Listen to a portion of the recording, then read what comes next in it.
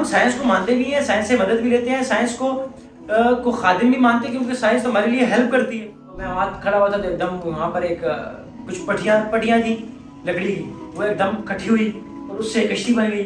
اور کشتی جو ہے نا اس میں جو ہے نا وہ پھر میں بیٹھا اور پھر اس میں جو ملاح تھا اس کو چلانے والا تو وہ بھی نہیں تھا, اس میں بغیر ملاح کی کیا ہوئی کشتی چلنے لگی. وہ ایک دم رولا ڈال دیا, یہ کیا, یہ تو اس کو عقل کو بھی نہیں مانتا, اس لیے ایسی فضول باتیں کر رہا ہے.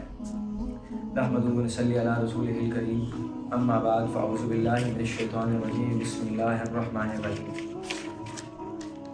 جو لوگ دہریت اختیار کر لیتے ہیں یا یعنی اللہ کے وجود کا انکار کر دیتے ہیں, اس کی کچھ بنیادی وجوہات ہوتی ہیں, اور اس بنیادی وجوہات میں ایک وجہ یہ ہوتی ہے کہ وہ اپنے گناہ کو جسٹیفائی کرنا چاہتے ہیں, اس گناہ کو سے آزاد ہونا چاہتے ہیں یا اس گناہ کے گلٹ سے آزاد ہونا چاہتے ہیں. مثلا ایک بندہ وہ گناہ کرتا ہے, مطلب پورنوگرافی کا شکار ہو جاتا ہے یا ایسی کوئی گناہ کر لیتا ہے, وہ کہتا ہے کہ یار یہ تو اس سے گلٹ آ رہا ہے یار, مطلب میں نے گناہ کیا مجھے گلٹی فیل ہو رہا ہوں, اب میں اس گلٹی سے آزاد ہونا چاہتا ہوں. وہ کہتے ہیں کہ میں اس شریعت کی پابندی سے کیا کر لیتا ہوں, اپنے آپ کو آزادی اختیار کر لیتا ہوں, اللہ تعالیٰ کے وجود کا ہی کیا کر لیتا ہوں, انکار کر دیتا ہوں. تو بعض لوگ اس بنیاد پر اللہ تعالیٰ کا انکار کرتے ہیں, وہ جو سخت قسم کے جرائم کے اندر ملوث ہوتے ہیں, یعنی وہ اپنی وہ لبرٹی چاہتے ہیں, آزادی چاہتے ہیں شریعت کی پابندیوں سے. حالانکہ شریعت کی پابندیاں اس کے لیے کیا ہیں, باعث رحمت ہے, باعث زحمت نہیں ہے.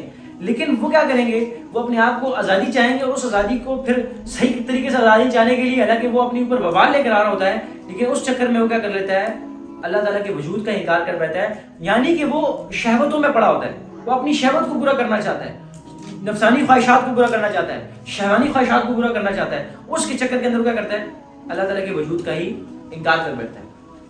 تو وہ انکار اب ایک طریقہ یہ ہوتا ہے, بعض لوگ ایسے ہوتے ہیں جو جن لوگوں کا انسپائر ہوتے ہیں مغربی فکر سے, یا یعنی اس کو کہیں کہ ویسٹرن ورلڈ ویو سے یا ویسٹرن پیراڈائم سے وہ انسپائر ہوئے ہوتے ہیں. اس کی وجہ ہوتی ہے کہ ایک بندہ ہے, اس نے پروسیس پڑھا وہیں پر ہے, ایک بندہ ہے ان کے ہی پروسیس سے پڑھا ہے, وہ ڈیٹا سارا ان کا لیا ہے, نظام تعلیم کے ان سے گزرا ہے. تو وہ جو نظام تعلیم ہے وہ اس کے ذہن کے اندر سائنس تو ڈالتی ہے, سائنس ضروری چیز ہے, وہ اس پہ ہم بھی بلیو کرتے ہیں, مطلب اس کو ہم اون بھی کرتے ہیں, اس سے ہم بینیفٹس بھی لیتے ہیں, کیونکہ سائنس انسان کی کس کے لیے حضرت, بینیفٹس کے لیے. لیکن ہم کہتے ہیں کہ سائنس الگ چیز ہے اور سائنٹزم الگ چیز ہے, اس میں فرق کرنے کی ضرورت ہے. سائنس الگ چیز ہے اور سائنٹزم الگ چیز ہے. ہم سائنس کو مانتے بھی ہیں, سائنس سے مدد بھی لیتے ہیں, سائنس کو خادم بھی مانتے ہیں کیونکہ سائنس ہمارے لیے ہیلپ کرتی ہے چیزوں کو. مثلا ہمارے یہاں پہلے کیا ہوتا تھا, لوگ ٹرینس کے اندر سفر کرتے تھے, اب لوگ کیا کس پہ کرتے ہیں, جہاز پہ کرتے ہیں. نئی گاڑیاں آ گئی, نئی ماڈلز آ گئی, تو کیا ہو رہی ہے, بتدریج آسانیاں پیدا کر رہے ہیں. کون پیدا کر رہا ہے, ٹیکنالوجی پیدا کر رہی ہے, سائنس پیدا کر رہی ہے. ہم اس کا انکار نہیں کرتے, لیکن ہم کہتے ہیں کہ ہم سائنٹزم کا انکار کرتے ہیں. ہم سائنٹزم کو نہیں مانتے, سائنٹزم بلیف کو نہیں مانتے. سائنٹزم کہتے ہیں کہ یہ ایک سائنس پرستی ہے, اس کو کیا کہیں ہم, سائنس پرستی ہے. یہ ایسے کر لیں کہ سائنس کو آپ الٹیمیٹ سٹینڈرڈ مان لیں, ٹروتھ کو, دنیا کی حقیقتوں کو یا زندگی کو سمجھنے کے لیے آپ کہیں کہ یہ کیا ہے, میں جو چیز مجھے سائنس سے سمجھ آئے گی, مجھے آبزرویشن سے سمجھ آئے گی, مجھے اپنے سینسز سمجھ آئے گی, مجھے اپنی عقل سے سمجھ آئے گی, میں اس کو مان لوں گا. اس سے ماورا چیزوں کو میں نہیں مانوں گا. اس کو کیا بولتے ہیں, سائنٹزم بولتے ہیں. کہ آپ نے کیا کر دیا, عقل اپنے سائنس پرستی کیا, آپ نے اس کو الٹیمیٹ گول مانا ہے. حالانکہ سائنس خود بھی بہت سی چیزوں کا جواب دینے سے قاصر ہے. مثلا سائنس نے آج تک دنیا کے تمام حقائق کا ادراک پورا کیا ہی نہیں ابھی تک. اس کو تو ابھی بھی ایکسپلور کر رہے چیزوں کو, ہمیں بتاتے ہیں آج کل کہتے نہیں یہ اس طرح کا سسٹم تھا, کچھ عرصے بعد کہتے نہیں یہ ایوالو ہو گیا. تو سائنس تو کیا ہے, کانسٹنٹ نہیں ہے, وہ تو ایوالو کر رہی ہے, اس کے اندر نئی تھیوریز آ رہی ہیں, نئی چیزیں آ رہی ہیں, وہ آئروس ایوالو ہو رہا ہے. ہم کہتے ہیں کہ یہ جو چیز ایوالو ہو رہی ہے, آپ اس کو الٹیمیٹ کیسے مان لیتے ہیں. اس کو تو خود ابھی تک صحیح چیزوں کا نالج نہیں ہوا, ادراک ہی نہیں ہوا, وہ ابھی پروسیس کے اندر ہے, وہ ڈھونڈ رہے چیزوں کو, تلاش کر رہے اس چیزوں کو. اگر آپ اس کو کیا مان لیں, الٹیمیٹ مان لیں, اور اس کو کہیں کہ نہیں سائنس کی بنیاد پہ میں ہر چیز کو مانوں گا, تو یہ کیا ہے, سائنٹزم ہے, جس کو ہم نہیں مانتے. اور جو میں نے آپ کو ابھی بات کر رہا تھا کہ جو مغربی افکار سے لوگ متاثر ہوتے ہیں, تو دیکھیں سائنس نے مختلف آبزرویشن کی بنیاد پر وہ چیزوں کے جوابات اس نے دیے ہیں. سائنس ہمیں بتائے گی کہ پروسیس کیسے ہوا ہے, لیکن یہ سائنس ہمیں یہ نہیں بتا سکتی کہ پروسیس کیوں ہوا ہے. سائنس یہ بتائے گی کہ بگ بینگ ہوا ہے, ہم کہتے ہیں کیوں ہوا ہے, بس کوئی سب جواب نہیں ہے. کہتے ہیں سائنس بتائے گا کہ اس طرح ایوولوشن ہوئے, اس کا پروسیس ہوا ہے. ہم کہیں گے کیوں ہے, اس کے پاس کوئی جواب نہیں ہے. اب الٹا ہوتا کیوں ہے کہ یہ جو کیوں والا سوال ہے یہ اٹھا کے کیا کس سے کرتے ہیں؟ مذہب سے کرتے ہیں. مذہب آپ کو اس کا مقصد اور ویژن بتاتا ہے. آپ سائنس کس کو آنسر کر سکتے ہیں؟ یہ بتا سکتے ہیں کہ کیسے ہوا ہے, بس اس کا آنسر کر سکتے ہیں. وہ یہ نہیں بتا سکتے کہ کیوں ہوا ہے. اب وہ سائنس اس بنیاد پر اللہ تعالیٰ کے وجود کا انکار نہیں کر سکتا. وہ خود ہی لمیٹڈ ہے, اس کا نالج لمیٹڈ ہے. مطلب یہ اللہ تعالیٰ کا ہی نالج ہے نا, جو ہمیں نالج دیا گیا ہے. تو ایک بات یہ سمجھ لیں کہ سورسز آف نالج آپ کو پہلے پتہ ہونا چاہیے. سورسز آف نالج دنیا کے اندر 3 قسم کے سورسز آف نالج ہیں. ایک نالج کیا ہے جس کو ہم کہتے ہیں کہ سینسری پرسپشن, جو ہے حواس خمسہ جس کو ہم کہتے ہیں, مطلب خاص جو سینسری آرگنز ہیں ہم ان کی بنیاد کو کہتے ہیں, ہم ٹیسٹ کر سکتے ہیں, ہم آبزرو کر سکتے ہیں. مطلب وہ سینسز سے جو آپ چیزیں لے سکتے ہیں اس کو کیا کہتے ہیں, ایک ڈاٹا ہے, ایک ذریعہ ہے نالج لینے کا. ایک ذریعہ وہ ہے جو ریزن کی بنیاد پر ہوتا ہے, جو عقل کی بنیاد پر, عقلیات کی بنیاد پر ہوتا ہے, جس میں لاجکس ہوتی ہیں, جس میں فکر و تدبر ہوتا ہے, جس میں ڈیٹیکٹیو اور انڈکٹیو پروسیس ہوتا ہے کسی چیز کو بھی جانچنے کا. اس بنیاد پر, مطلب عقل کی بنیاد پر. قرآن خود بھی ہمیں کیا کہتے ہیں بار بار, افلا تعقلون, تم کیا کرتے ہو, کیا تدبر نہیں کرتے, تم غور و فکر نہیں کرتے. قرآن تو ہمیں بار بار خود کیا کہہ رہے ہیں کہ تم اپنی عقل استعمال کرو, اس کائنات پر غور کرو, اس میں فکر و تدبر کرو. تم اس پر فکر و تدبر کرو گے تو اللہ تعالیٰ کی خلقت میں تمہیں نشانیاں محسوس ہوں گی, اللہ تعالیٰ کی, اللہ تعالیٰ کا وجود ہے. تیسری چیز جس کو ہم سب سے اوپر رکھتے ہیں نالج کے اندر, وہ ریویلیشن ہے, وہ وحی ہے, وحی کا نالج ہے. وہ کیا ہے؟ وحی کا علم ہے. ایک نالج کیا ہے سینسز کا, تو سینسز کا تو خود ہی وہ کیا ہے, ایک لمیٹڈ چیز ہے. عقل بھی لمیٹڈ چیز ہے. ہم عقل کو بھی مانتے ہیں, سینسز کو بھی مانتے ہیں. عقل سے بھی ہم اللہ تعالیٰ کے وجود کا کسی کو ہم بتا سکتے ہیں کہ عقلیات کی بنیاد پر کیسے ہم اللہ تعالیٰ کو مانتے ہیں. ہم سینسز کی بنیاد پر بھی بہت سی چیزوں کا اندازہ لگا سکتے ہیں, لیکن سینسز کا نالج لمیٹڈ ہے. لیکن ہم اس سے سینسز کی بنیاد پہ, سینسز سے ماورا جو چیزیں ہیں ہم اس کا اندازہ نہیں لگا سکتے. دیکھو اس دنیا جو ہے نا یہ مد ہے, میٹر ہے. اب مد کو دینے کے لیے آپ کے سینسز آپ اس کو استعمال کر لیں گے, لیکن یہ ماورائے طبیعیات جو چیزیں ہیں, جو میٹا فزکس کی چیزیں ہیں, یہ جو سپر نیچرل چیزیں ہیں جس کو ہم کیا کر سکتے ہیں کہ انسانی آنکھوں سے نہیں دیکھ سکتے, اس کے لیے ایک الگ پاور چاہیے. تو یہ جو وحی کا نالج ہوتا ہے یہ ہمیں بتاتا ہے کہ کون سا نالج صحیح ہے, جو الٹیمیٹ ٹروتھ جس کو ہم مانتے ہیں, جس کو ہم کہتے ہیں کہ یہ صحیح ہے, یہ پیور ہے, اس کے اندر کسی کے اندر کوئی ایڈیشن نہیں ہو سکتی اس نالج کے اندر. اور جو سینسز کا نالج ہے یہ بھی کلی نہیں ہے, مطلب یہ حقیقت نہیں, اس پر غلطیاں ہو سکتی ہیں, عقلیات کی بنیاد پر بھی غلطیاں ہو سکتی ہیں. تو ہم اپنے یہ جو نالج سورسز آف نالج کے اندر سب سے اوپر سورس کس کو رکھتے ہیں؟ وحی کے نالج کو رکھتے ہیں. اب اس دنیا کے بارے میں, اس دنیا کے حیات کے بارے میں 3 قسم کے تصور پائے جاتے ہیں. ایک تصور یہ پایا جاتا ہے کہ کسی مافوق الفطرت چیز نے اس دنیا کی کیا کی ہے, حیات کی ہے, اس کو زندگی بخشی ہے, یعنی اللہ تعالیٰ ہے اس کائنات کے کوئی بنانے والا ہے, خالق و مالک ہے. ایک یہ تصور موجود ہے. ایک تصور یہ موجود ہے کہ یہ جو ذی حیات ہے, یہ جو زندگی ہے, کسی دوسری جگہ سے منتقل ہوئی ہے, یعنی کسی خلا سے آئی, کہیں اور سے آئی ہے. تو پھر سوال یہ پیدا ہوتا ہے کہ اس خلا کے اندر تخلیق کہاں سے آئی؟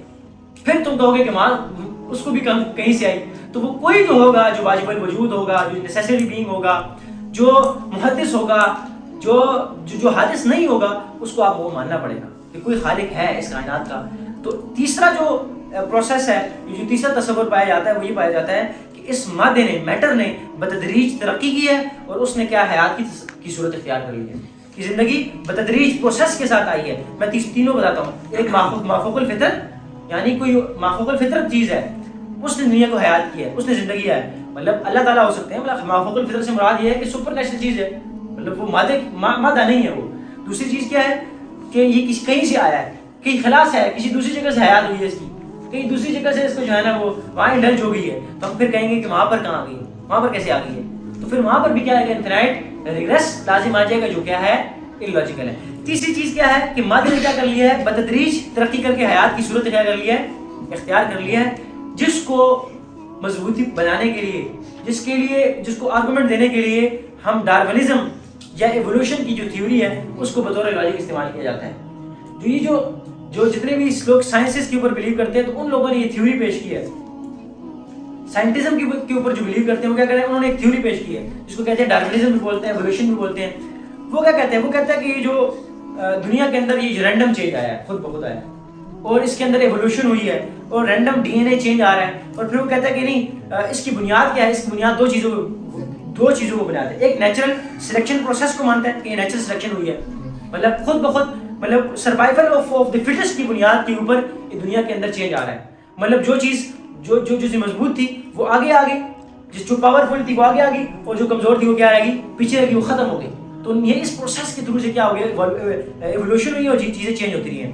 مطلب وہ کہتے ہیں کہ دنیا کا اوریجن بائی چانس ہوا ہے. ہم کہتے ہیں نہیں، بائی ڈیوائن کریشن ہے. کیا ہے؟ بائی ڈیوائن کریشن ہے. پھر ہم کہتے ہیں کہ نہیں دیکھو یہ جو ایوولوشن کا جو پروسیس ہوا ہے، ہم اس کو مائکرو لیول پہ ایوولوشن کی پروسیس کو مان بھی لیتے ہیں، لیکن میکرو لیول پر ماننے کے لیے ہم تیار نہیں ہیں. اگر یہ جو میکرو لیول پہ اگر مان لیں گے تو ہم یہ سمجھتے ہیں کہ یہ بتائیں کہ اگر یہ جو رینگنے والے کیڑے ہیں یہ بتائیں کہ پرندے کیسے بن گئے. اگر آپ کہتے ہیں کہ ایوالو ہوئی چیزیں، پھر ہم کہتے ہیں کہ نہیں، اگر یہ بتاؤ کہ بغیر ریڑھ کی ہڈی والے جو جانور ہیں وہ ریڑھ کی ہڈی والی کی طرف کیسے ٹرانسفر کر گئے، یہ تو ہمیں اس بات کا سوال دو. تو ہم کہتے ہیں کہ یہ جو مائکرو لیول پر کچھ تو شاید ایوولوشن ہو رہی ہوگی، اور وہ بھی اللہ تعالیٰ کی ہی کہ ول پاور سے ہو رہی ہے، جس کو آپ کہتے ہیں کہ خود بخود ہو رہی ہے. حالانکہ یہ جو کہتے ہیں کہ مد ہے کہ ہیر پھیر ہے، بلکہ مد کو تو خود کہتے ہیں کہ یہ لاشعور ہے، خود اس کے اندر کوئی اس کی ول پاور نہیں ہے. جو چیز مادہ ہے، لاشعور ہے، آپ اس کو کیسے مان لیتے ہو کہ اس سے دنیا کی تخلیق ہوئی ہے؟ وہ کہتے ہیں کہ بھائی دنیا کا سٹارٹ اپ کا کہاں سے ہوا ہے؟ سیل سے ہوا ہے، اور ایک یونی سیلولر سیل ہے، اور وہاں سے آہستہ آہستہ کیا ہوئی ہے، بتدریج چیزیں چینج ہوئی ہیں. وہ کہتے ہیں اس کے اندر جو ہے نا وہ ریپلیکیشن ہوئی ہے، ڈی این اے کی، آر این اے کی کیا ہوئی ہے، ریپلیکیشن ہوئی ہے. ہم کہتے ہیں کہ ایسا یہ جو آر این اے کی ریپلیکیشن ہوئی کیسے؟ وہ کہتے ہیں ایسے ہوئی ہے. کہتے ہیں جو اس کو محرک دینے والا کون تھا، پھر وہ پہلا وہ ریپلیکیٹ کرنے والا کون تھا؟ میں مثال لیتے ہیں، ہم کہتے ہیں کہ وہ چیز کہاں سے وجود میں آ گئی، وہ پہلا حرکت دینے والی چیز کہاں سے؟ اس کا جواب ان کے پاس نہیں ہے. مطلب وہ کہتے ہیں ایوولوشن ہوئی، ہم کہتے ہیں کیسے، مطلب کیوں ہوئی ہے، اس کا جواب ان کے پاس نہیں ہے. مطلب ان کے پاس جو آرگومنٹس بھی ہیں تو وہ ایسے آرگومنٹ ہیں جو ڈی بنک ہو چکے ہیں. مطلب وہ ایسے نہیں ہے کہ اس کی بنیاد کے اوپر وہ اس بات کو دلیل پیش کریں کہ مطلب اللہ تعالیٰ کا وجود نہیں ہے. مطلب وہ یہ بات بتانے میں وہ اس سے قاصر ہے، مطلب وہ یہ بات بطور دلیل ہمیں پیش نہیں کر سکتے. اس کی وجہ یہ ہے کہ ہم اس کے اوپر بہت سے سوالات اٹھائے ہیں ہم نے. مطلب یہ ایک بات ہے کہ رینگنے والے جانور کیسے بن گئے، پرندے میں کیسے ٹرانسفر ہو گئے.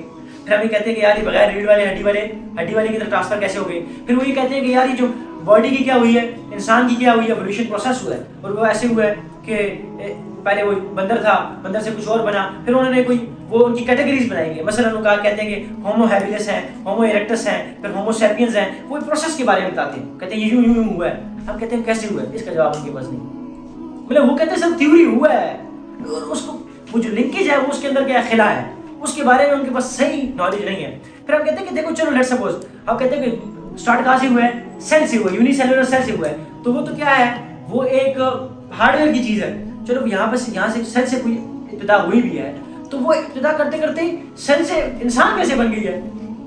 سوال ہی پیدا ہوتا ہے کہ اگر آپ یہ کہتے ہو کہ اسٹارٹ کہاں سے ہوا ہے، سیل سے ہوا ہے، ویسے ہو بھی نہیں سکتا. ہمیں کروڑوں درجے تک میں کہہ دوں کہ یہ مطلب اتنے کم امکانات ہے کہ اس طرح ہوا ہے. اور لیٹ سپوز مان بھی لیتے ہوا ہے، تو کیا سیل سے اسٹارٹ چیز ہوئی ہوئی چیز ہو کس طرف ٹرانسفر ہو سکتی ہے؟ نہیں ہو سکتی. تو ان ساری چیزوں کی بنیاد کے اوپر ہم یہ بات کہتے ہیں کہ جو بندہ سائنس کو اسٹڈی کرنے والا ہوتا ہے، جو سائنس کا سبجیکٹ کو پڑھنے والا ہوتا ہے، وہ لازماً اللہ تعالیٰ کے وجود کا مانے گا، اللہ تعالیٰ کے وجود کا انکار نہیں کر سکتا. وہ جتنا دیکھو سائنس کو پڑھے گا تو اللہ تعالیٰ کے کرشمے، اللہ تعالیٰ کی قدرت کے کرشمے اس کے کیا ہو جائیں گے، ظاہر ہو جائیں گے. جو چیز جتنی اس کے اوپر ظاہر ہوگی تو اس کا مطلب یہ ہے کہ وہ اللہ تعالیٰ کے اوپر وہ بلیو کرے گا، مانے گا اس کو صحیح طریقے سے. یہ ایسے کیسے ہو سکتا ہے کہ وہ ایک چیز کو دیکھے، اس کو دیکھنے کے بعد اس کے کریٹر کا اس کے تصور، اس کے ذہن کے اندر اس کا کوئی سوچنا ہے؟ یہ تو ہو ہی نہیں سکتا. اگر جو لوگ اپنے آپ کو سب کہتے ہیں کہ یار ہم بہت بڑے سائنسدان ہیں، بڑے سائنٹسٹ ہیں، اور وہ اللہ کے وجود کا انکار کرتے ہیں، تو میں کہتا ہوں پاگل ہیں. مطلب وہ اتنی زیادہ سائنٹیفک چیزوں کو تو مان رہے ہیں، اور ایک اتنی بنیادی فطری سی چیز اس کا انکار کر بیٹھے ہیں. تو یہ تو مطلب ہو ہی نہیں سکتا جس طرح کی دلیلیں پیش کرتے ہیں ہمیں. اور اس میں آپ کو ایک دلیل میرے ذہن میں آ گئی، وہ امام ابو حنیفہ رحمہ اللہ کے دور کے اندر ایک دہریہ تھا، تو اس نے ڈیبیٹ کرنا چاہیے. امام ابو حنیفہ رحمہ اللہ سے کیا کرنا چاہیے، ڈیبیٹ. تو ڈیبیٹ کا کیا ہو گیا، ٹائم اور جو ہے نا وہ طے ہو گیا، جگہ بھی طے ہو گئی. تو امام ابو حنیفہ رحمہ اللہ جو ہے نا وہ ڈیبیٹ کے موقع پر کچھ تھوڑا سا لیٹ ہو گئے. کچھ کیا ہو گئی، لیٹ ہو گئی، ٹائم پہ نہیں آ سکتے. تو وہ آیا، جو وہ جب امام ابو حنیفہ رحمہ اللہ پہنچے تو دہریہ نے کہا کہ یہ بندہ جو ہے نا یہ تو اپنی زبان کے قائل نہیں ہے تو اپنے ٹائم کا مطلب ٹائم کا جو اس نے کمٹمنٹ کی تھی اس کو نہیں مانا، تو یہ ہمارے ساتھ کیا کرے گا؟ یہ کیا مقابلہ کرے گا؟ جس طرح ہم کہتے ہیں کہ یار ٹائم پہ تو لڑائی کے لیے نہیں پہنچے، تو یہ ہمارے ساتھ کیا مقابلہ کریں گے؟ اسی طرح کیا کہا کہ یہ تو بندہ یہ تو وقت پہ نہیں پہنچا، یہ تو اپنے بات سے گزر گیا، اس کے ساتھ ہم کیا ڈیبیٹ کریں؟ تو امام ابو حنیفہ رحمہ اللہ نے ایک سوال پیش کیا، ایک ہائپوتھیسس پریزنٹ کیا. اس نے کہا امام حنیفہ رحمہ اللہ نے کہا کہ اصل میں وہ یہ تھا کہ میں آ رہا تھا تو میرے راستے میں ایک سمندر حائل ہو گیا. سمندر بیچ میں آیا تو میں وہاں کھڑا ہوا تھا تو ایک دم وہاں پر ایک کچھ پٹیاں تھیں لکڑی کی، وہ ایک دم کٹھی ہوئی اور اس سے کشتی بن گئی. اور کشتی جو ہے نا اس میں جو ہے نا وہ پھر میں بیٹھا اور پھر اس میں جو ملاح تھا اس کو چلانے والا تو وہ بھی نہیں تھا، اس میں بغیر ملاح کی کیا ہوئی کشتی چلنے لگی اور پھر میں اس کو عبور کرتے میں آپ کے پاس آ گیا. اس نے ایک دم رولا ڈال دیا. تو یہ کیا، یہ تو اس کو عقل کو بھی نہیں مانتا، اس لیے ایسی فضول باتیں کر رہا ہے. مطلب اس نے کہا کہ اس کا مقابلہ مناظرہ کیا مناظرہ کروں گا جو اتنی بنیادی بات یہ ایسی باتیں کر رہے ہیں جو عقل کے خلاف ہے، فطرت کے خلاف ہے، تو ہو ہی نہیں سکتا. تو امام ابو حنیفہ نے کہا کہ ہم یہیں پر مناظرہ ختم کرتے ہیں. جو اس دنیا کی کائنات کو خالق و مالک کو مطلب کہ کائنات کو دیکھ رہا ہے، اس کائنات کے نظم کو دیکھتا ہے، اتنے رب کو دیکھتا ہے، اتنی اس کی حکمتوں کو دیکھتا ہے، اتنی ساری چیزوں کو دیکھ کر اللہ کے وجود کا انکار کر رہا ہے، تو اس کے ساتھ فائدہ نہیں ہے ڈیبیٹ کرنے کا. اور وہی ڈیبیٹ وہاں پر ختم ہو گئی. تو میں کیا عرض کر رہا تھا کہ یہ جو جتنے بھی یہ جو دہری ہوتے ہیں ان کے پاس کوئی لاجیکل آرگومنٹس نہیں ہوتے ان کے پاس، بلکہ کچھ مفروضے، کچھ ایسے سائنٹزم بیسڈ چیزوں کو یا تھیوریز کو لے لیا ہوتا ہے. تو اس کا مطلب یہ نہیں کہ کوئی تھیوری اگر کوئی مشہور ہے تو ہم اس کو تھیوری کو کیا کریں گے بطور سمجھو کہ الٹیمیٹ ٹروتھ مان لیں. تھیوری تو خود چینج ہو جاتی ہے. ایک زمانے میں ایک تھیوری ہوتی ہے، کچھ عرصے بعد کیا ہو جاتی ہے اس کو چینج کر دیتے ہیں. مطلب ایک تھیوری ایک زمانے میں کچھ لوگ کیا کہتے ہیں مطلب سائنسی یا فلاسفر ایک بات کرتے ہیں، کچھ عرصے بعد وہ اپنی بات کو کر لیتے ہیں، اس سے واپس ہو جاتے ہیں. پہلے فلاسفر یہ کہتے تھے کہ اس دنیا کا اسٹارٹ اپ جو ہے نا وہ نہیں ہوا، بھلے بھی ازل سے ہے دنیا. ازل دنیا کس سے ہے؟ ازل سے. کچھ عرصے بعد پھر کیا کیا انہوں نے چینج کر لیا، کہا کہ بگ بینگ آ گئی ہے، بگ بینگ تھیوری آ گئی کہ دنیا کا کیا ہوا ہے، کوئی اسٹارٹ اپ ہوا ہے، دنیا کا آغاز ہوا ہے. جب دنیا کا کیا ہوا ہے آغاز ہوا ہے تو پھر اس کا کیا ہوگا اختتام بھی ہوگا. تو اگر ہم اس بات کو اب سمجھ گئے ہیں کہ اس دنیا کا خدا کا ہونا ضروری ہے اور اس خدا کے ہونے کے دلائل کو الحمدللہ ہم نے سمجھ لیا ہے، بھلے اتنی بدیہی بات ہے اس کے اندر کسی کا کوئی انکار کر نہیں سکتا. صرف اس کی بنیاد میں نے آپ کو بتایا کیا ہے، یا تو شہوانی خواہشات ہیں، اس کی بنیاد پر وہ کیا کرتے ہیں آہستہ آہستہ ریلیجن سے آزاد ہو جاتے ہیں، شریعت کی پابندیاں نہیں لینا چاہتے اور اپنے جو مجرم ہوتے ہیں اپنے جرم کے گلٹی سے باہر آنا چاہتے ہیں. مطلب گناہ کیے ہوتے کہتے ہیں کیا گلٹی ہوئی، چھوڑو یار یہ مذہب ہے ہی نہیں خدا، بس چھوڑو، انکار کر دیتے ہیں. اور دوسری بنیادی میں نے بتائی تھی، یا تو یہ جو سائنٹزم سے کا شکار ہوئے ہوتے ہیں، انہوں نے پڑھا ہوتا ہے، ان کے نالج سے گزرے ہوتے ہیں، کیونکہ ڈیٹا جو ان کا آ رہا ہے ہم لے رہے ہیں، نالج ان کا لے رہے ہیں دنیا کا. مطلب ظاہر سی بات ہے، تو جب ہمیں وہ نالج دے رہے ہیں تو اس نالج کے اندر ہمیں وہ سائنٹزم بھی پڑھاتے ہیں. مطلب وہ کہتے ہیں کہ اس کو الٹیمیٹ ٹروتھ مانو. سائنس کو بطور مذہب پیش جب کیا جاتا ہے تو یہاں مسائل پیدا ہوتے ہیں. تو وہ جو سائنس کو بطور مذہب پیش کر رہے ہوتے ہیں تو یہاں سے ان کے ذہنوں کے اندر یہ تصور آتا ہے کہ بس سائنس ہی کیا الٹیمیٹ ٹروتھ ہے، سائنس کی بنیاد پر میں حق اور جو ہے نا وہ سچ کی بنیاد رکھوں گا کہ وہ حق کیا ہے، غلط کیا ہے، صحیح کیا ہے. تو جب وہ اس کی بنیاد پر کسی چیز کا ارادہ کرے گا تو وہ سائنٹزم کا شکار ہو جائے گا، جس کو ہم نہیں مانتے. ہم سائنس کو مانتے ہیں لیکن سائنٹزم کو نہیں مانتے. ایک اور بات سمجھ لیں کہ جو سائنس ہے نا تو اس سے تو ہم ایویڈنس مانگتے ہیں، پروفز مانگتے ہیں. تو اگر ہم یہ کہتے ہیں کہ جو تھیوری ہے نا یہ ڈارونزم کی تھیوری ہے تو ہم اس کو بطور تھیوری تب ایکسیپٹ کریں گے اس کی پراپر ہمارے پاس پروف ہوں گے، کوئی ایویڈنس ہوں گے، کیونکہ جو چیز آبزرویشن میں آئے گی تب ہم اس کو مانیں گے. تو اس کے اندر تو اتنے خود لوگ بھول ہیں، ہم اس کو کیسے مان لیں؟ اصل بنیاد یہ ہے، اصل مسئلہ یہ ہے کہ یہ جو ڈارونزم کی تھیوری ہے، ایوولوشن کی تھیوری ہے، یہ ایک پولیٹیکل تھیوری ہے. یہ ایک سائنسی بنیاد پر، مکمل سائنسی بنیاد پر نہیں ہے. اور اس کو اس لیے وجود میں لایا گیا تھا، اصل میں یہ مسئلہ تھا کہ یہ جو چرچ کے لوگ تھے ایک زمانے میں، ان لوگوں نے بہت ظلم کیا تھا. ان لوگوں نے کیا کیا تھا؟ بہت ظلم ستم کیا تھا لوگوں کے اوپر. تو لوگ اس سے آزاد ہونا چاہتے تھے. وہ کہتے تھے کہ یار یہ تو مطلب کرسچن تو تھے لیکن وہ تو صحیح اسلام کو تو فالو نہیں کیا ہوتا انہوں نے، اس مذہب کو فالو کیا تھا لیکن اس مذہب کو بھی کیا کیا تھا انہوں نے، اس کا اختراع کیا ہوتا، اس کو اتنا چینج کی ہوئی تھی. اصل کرسچنزم کو اس کو تو وہ نہیں مانتے تھے. تو اس کے اندر انہوں نے کچھ ایڈیشن کی ہوئی تھی اور انہوں نے بہت سے خرافات کی ہوئی تھی، جس کو ایڈیشن کی ہوئی تھی، اس کو اس طرح سے کہہ دو. تو اس کی بنیاد کے اوپر ان لوگوں نے بہت ظلم ڈایا ہوا تھا. تو لوگ اس سے چھٹکارا کرنا چاہتے تھے. کہتے تھے کہ یار اس جو ہے نا یہ پاپ کلچر سے ہم کیا کریں, آزاد ہو جائیں. تو اس کو آزادی کرنے, اس سے آزاد ہونے کے لیے بعض لوگوں نے ایولیوشن کو بطور دلیل استعمال کیا. انہوں نے کہا کہ اچھی بات ہے یہ, کیونکہ جو چرچ ہے وہ تو کریشن کی بات کرتا ہے, تو ہم کیا کرتے ہیں کریشن سے کہیں انکار کر دیتے ہیں, کیونکہ یہ جو تھیوری ہے ڈارونزم کی تھیوری ہے یہ کیا کر رہی ہے, کریشن کیا کر رہی ہے, انکار کر رہی ہے. وہ کہتی ہے کہ ایولیوشن ہوئی ہے اور یہ خود بخود مادے سے کی ہیر پھیر ہے, اور سیل ہے وہ اس کا یونی سیلولر سیل ہے وہ سے وہ کیا ہے دنیا کا پروسیس ہوا ہے. تو اس لیے اس کو کیا کیا بطور سائنس, مطلب بطور اس کو اس طرح پیش کیا. تو ہم کہتے ہیں کہ جب بھی سائنس آپ کو اس طرح کی کوئی چیز تھیوری پیش کرے جو خدا کا انکار کرے تو ہمیں اس کے ایویڈنس مانگنے پڑیں گے. ہم اس کو بطور فیتھ بیس تو نہیں مان سکتے. فیتھ بیسڈ کسی چیز کو ماننا وہ الگ ہوتا ہے. فیتھ بیسڈ تو ہم سوال ہی نہیں کرتے, ہم کہتے ہیں بس اللہ کو ہم مانتے ہیں, ہم ختم نبوت کو مانتے ہیں. ہم تو سوال سائنس سے کیوں کا کریں گے. جب وہ کیوں کا سوال کریں گے تو پھنس جائے گا. تو پھر وہ جو تھیوریز ہیں جو بطور ان کو اللہ تعالیٰ کے انکار کے لیے استعمال کرتے ہیں وہ اس کے اوپر ڈیبنک ہو جائیں, اس کی کوئی حیثیت نہیں رہے گی.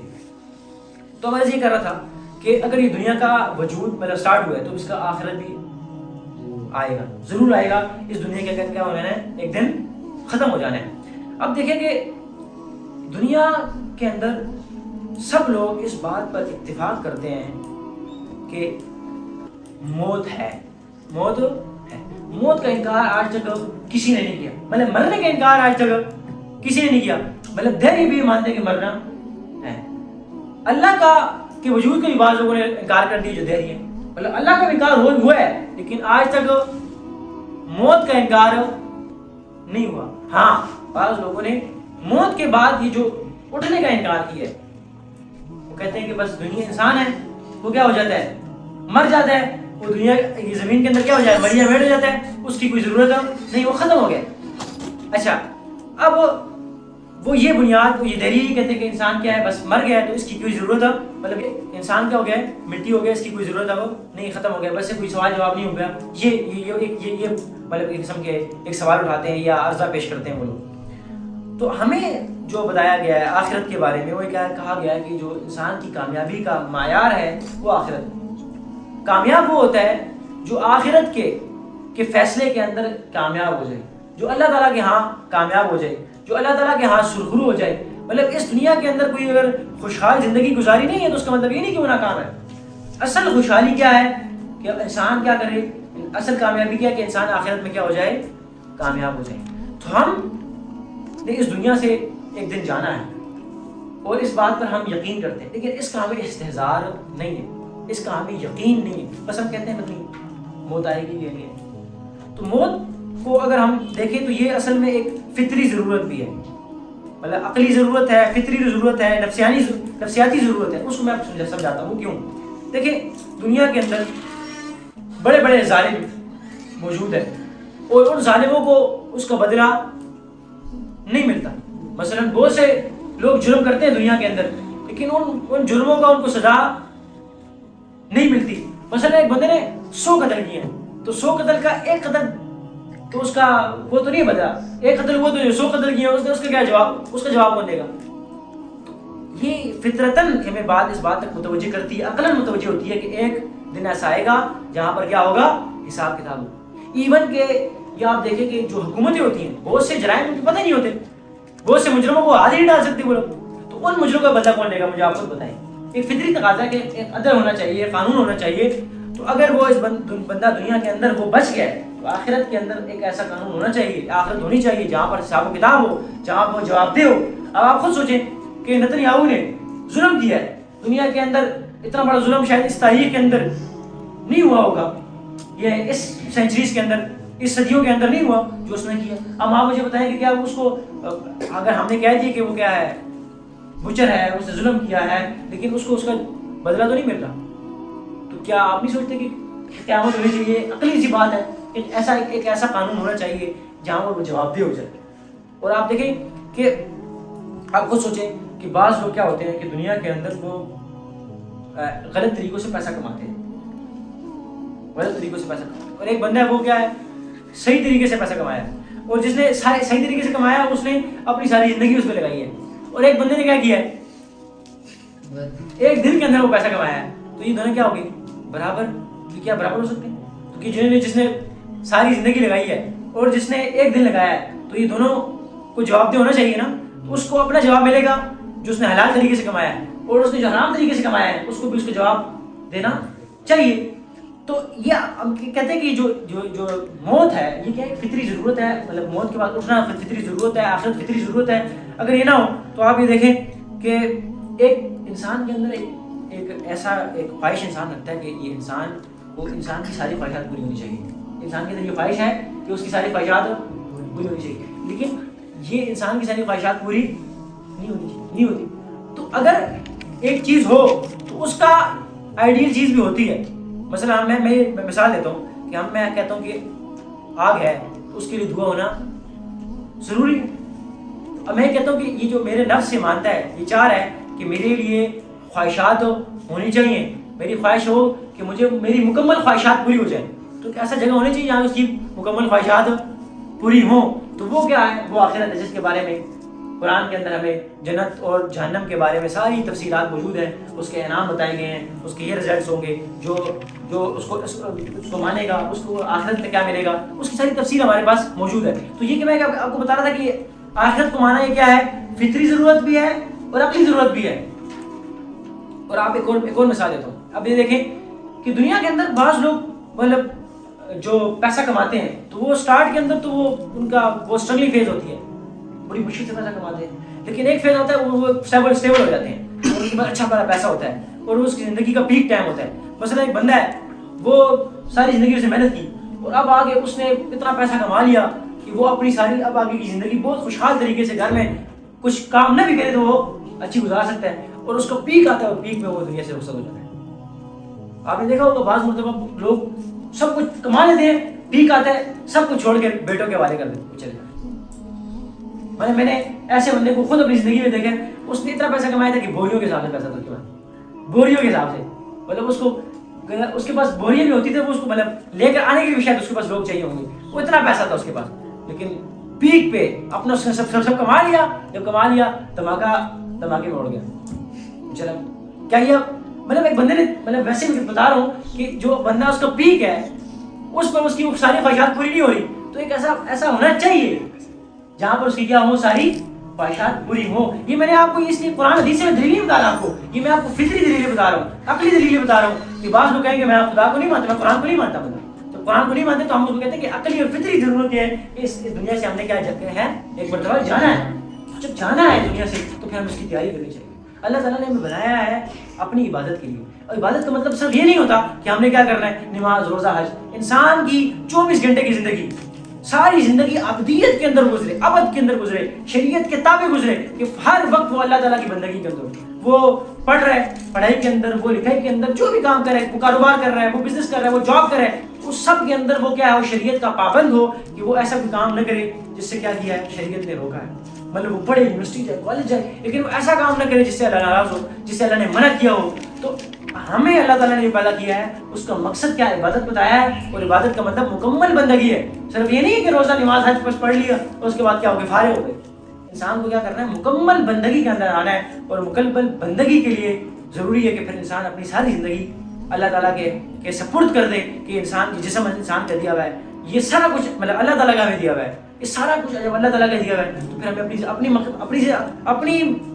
ذات کی زندگی گزارنی چاہیے، اللہ تعالیٰ کی خواہشات، اللہ تعالیٰ کی جو اللہ تعالیٰ کے اذن کے مطابق زندگی گزارنی چاہیے. اللہ کے اذن کے مطابق زندگی گزارنی چاہیے. اللہ تعالیٰ نے جتنے بھی آزاد دی، جتنی بھی نعمتیں دی ہیں، اس کا صحیح تقاضا یہ ہے کہ انسان اللہ تعالیٰ کے سامنے جھک جائے اور اپنے دل کے اندر اللہ تعالیٰ کی محبت بٹھائے، عظمت بٹھائے. یہ جو سارے باتیں کرے، اس کا مطلب صرف یہ نہیں ہے کہ صرف آپ کو چند باتیں آپ کے علم میں آ جائیں، اس کا صحیح ادراک ہو جائے. اور اس کے لیے ضروری ہے کہ انسان نیک صحبتوں میں بیٹھے، اللہ تعالیٰ کو یاد کرے، اللہ کا ذکر کرے، اللہ اور آخرت کو یاد کرے. آج جتنا آپ آخرت کو یاد کرتے جائیں گے اتنا آپ کی الہیت بڑھتی جائے گی. آپ صرف آپ کے ذہن کے اندر آخرت کا سوچ مستحضر ہو جائے، آخرت پر یقین پیدا ہو جائے تو آپ غلط کام نہیں کریں گے. آپ کو پتہ ہے میں نے مرنا ہے، آپ کو پتہ ہے میں نے دنیا کو چھوڑ کے جانا ہے، تو پھر آپ غلط کام کرے گا؟